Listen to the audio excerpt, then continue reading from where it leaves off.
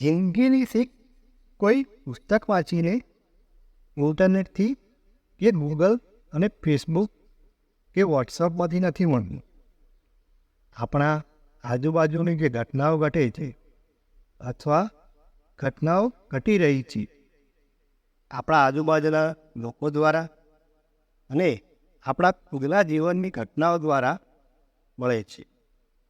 જ્યારે આપણે આપણા ખુદના જીવન પ્રતિ ધ્યાન આપીશું, આપણે આપણા ખુદના માટે પ્રામાણિક બનીશું, ત્યારે સરળતાથી આપણે જિંદગી ખુશીથી જીવી શકીશું. આપણે આપણા ખુદ માટે જ પ્રામાણિક નથી.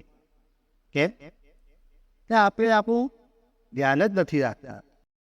ઘણી બધી ટેવો છે જેના કારણે આપણે ખુશીથી નથી રહી શકતા.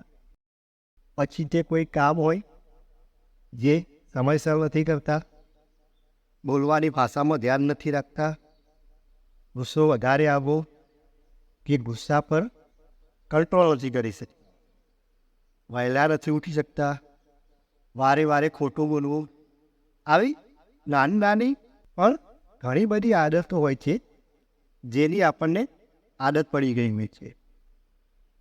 ખબર તો વધારે છે જ, પણ સ્વીકારવા નથી માંગતા કે એ આદતોને સુધારવા નથી માંગતા.